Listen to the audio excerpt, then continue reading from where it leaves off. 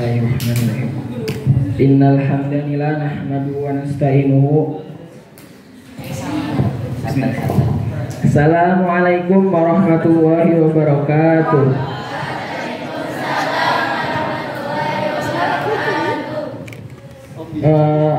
Sebelum saya melanjutkan tausiah, salam hormat saya bagi panitia dan dewan juri dan juga ketua hakim.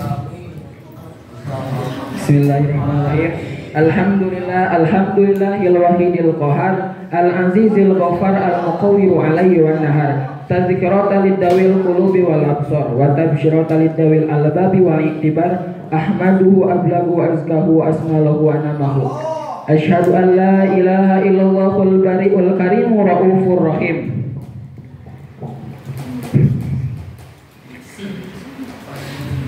Puja serta puji hanya mutlak ilahi Rabbi, yang mana beliau telah memberikan sebuah nikmat yang kita tidak bisa dihitung dengan jari kita, yang mana dengan nikmat itu kita bisa berkumpul di majlis ini dengan keadaan sehat iman dan Islam. Sholawat beserta salam tak lupa tercurah limpahkan kepada jenderal tertinggi, seorang nabi yang sangat-sangat terpuji, seorang lelaki yang rendah hati, yakni Habibana wa Nabiyana wa Rasulana wa Maulana Muhammad sallallahu alaihi wasallam. Tak lupa kepada keluarganya, sahabat serta kerabat, tabiin serta tabiat, dan semoga kita mendapat syafaat. Amin amin ya robbal alamin. Ikhwan wa akhwat fiddin rahimakumullah. Alangkah kita tahu bahwa seorang santri sangat-sangat mulia di kalangan kita, karena seorang santri itu sudah dijelaskan oleh Rasulullah SAW yang berbunyi man kharaja fi talabul ilmi fahuwa fi sabilillahi hatta yarji'a. Barang siapa yang keluar untuk mencari ilmu, karena maka ia berada di dalam jalan Allah, dan sampai menuju pulang. Di situ diriwayatkan sahih oleh Imam Tirmidzi pada kitab Al-Hajjah. Nah, sejarah santri, kenapa hari santri ditegakkan di Indonesia? Karena itu pada awalnya hari santri diperingati pada tanggal 22 Oktober 2015 oleh Presiden Joko Widodo, karena beliau berpikir untuk menambah sejarah dari golongan para ulama seperti Kiai Cokro Aminoto, Hasyim Asy'ari, Kiai Haji Ahmad Dahlan, dan lain-lainnya. Tapi yang saya herankan, pada zaman sekarang itu banyak santri yang pada mengeluh karena ketinggalan zaman lah, ketinggalan update-update di luar sana. Padahal kalau kita lihat, Presiden ke-1 Indonesia, sang proklamator, adalah dari golongan santri. Dan jenderal tertinggi, Jenderal Sudirman, itu juga dari golongan santri. Ada yang tahu Jenderal Sudirman dari santri mana? Kalau nggak salah, Jenderal Sudirman itu dari gurunya Kiai Ahmad Dahlan Muhammadiyah. Dan langsung saja ke materi. Saya di sini akan menyampaikan sebuah dakwah tentang Isra Mi'raj, Maulid Nabi SAW. Maulid Nabi, kata Ustadz Fajar itu, Maulid Nabi itu diambil kata walada yang artinya dilahirkan. Walada, kalau maulidun itu segat isim zaman. Kalau di Yaqulu kadasmu jamani wal makani min ila bi kasrin hayabin waftala amina kisin wa makurin kisbi mu'talin. Nah, di sini sudah dijelaskan bahwa Nabi Shallallahu Alaihi Wasallam dilahirkan. Ada yang tahu Nabi Shallallahu Alaihi Wasallam dilahirkan pada tanggal berapa? 12 Rabiul Awal, hari Senin tahun Gajah.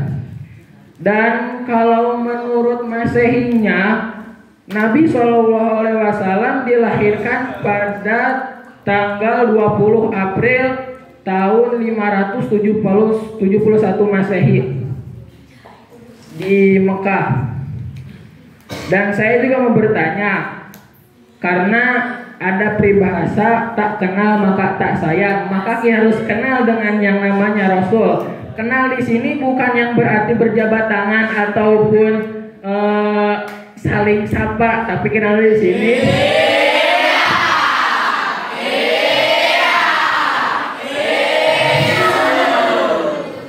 kenal di sini hanya untuk kita mengetahui asal usul Nabi Muhammad, bahwa bahkan kita juga harus wajib mengetahui nasab-nasab Nabi Muhammad dari Adam, dari Abdul Muthalib. Dan saya di sini juga membacakan sebuah tarikh. Yang tahu boleh ikutan. Wajib kajama Islamna kuninga rundayanana jenam utusan Allah Muhammad putra Abdullah, Muhammad putra Abdullah, Abdullah putra Muthalib, Muthalib putra Hasim, Hasim putra Abdi Manaf, Abdi Manaf putra Qusay, Abdi Manaf putra Qusay, Qusay putra Kilab, Kilab putra Murrah putra Ka'ab, Ka'ab putra Lu'ay, Ka'ab putra Lu'ay, Lu'ay putra Ghalib putra Fihir putra Malik, Malik putra Malik putra Nado. Jadi kesimpulannya kita harus menaati. Jadi kita harus mencintai seorang nabi, karena seorang nabi itu bagaikan sang proklamator yang sampai kini kita bisa merasakan sebuah ajarannya. Ada sebuah Al-Quran surat An-Nisa ayat 80 yang menjelaskan, barang siapa yang taat kepada Rasul maka ia telah taat kepada Allah, dan barang siapa yang berpaling dari ketaatan itu maka ketahuilah kami mengutus Muhammad bukan untuk memelihara mereka. Dan kita juga harus mencintai seorang Rasul, tapi dicintai di sini karena sesungguhnya cinta itu tidak perlu ucapan tapi perlu pembuktian. Nah, kita harus mencintai Rasulullah dengan mengikuti sunnah-sunnahnya, sunnah Rasul. Banyak zaman sekarang yang mengaku sunnah, yang mengikuti umat Rasul tapi melencengkan dari sunnah-sunnahnya. Di dalam hadis Arba'in ke-41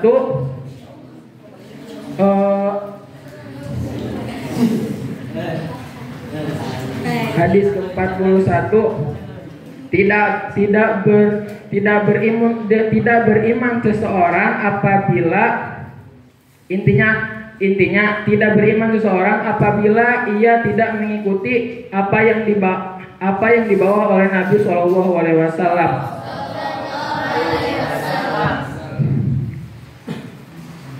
Dan juga kita itu harus mengetahui anak-anaknya Rasulullah, nasab-nasab Rasulullah, kisah-kisah terpenting, apalagi yang dinamakan dengan mukjizat Nabi, yakni seperti mukjizat yang paling luar biasa, yaitu di Isra Mi'rajkannya Nabi Shallallahu Alaihi Wasallam. Dan juga yang paling dijadikan pedoman bagi umat Islam yaitu Al-Quran, Hudalin Nas, sebagai petunjuk manusia. La roiba, di situ dijelaskan dalam Quran surat Al-Baqarah, la roiba fihi, tidak ada keraguan di dalamnya. Jadi Nabi Shallallahu Alaihi Wasallam itu sangat harus kita patut contohi. Apalagi dengan empat sifat yang sangat terkenal, yaitu sidik, amanah, tabligh, fatona. Sidik artinya benar, fatona dapat dipercaya, tabligh menyampaikan, dan fatona cerdas artinya. Sekian dari saya. Wassalamualaikum warahmatullahi wabarakatuh.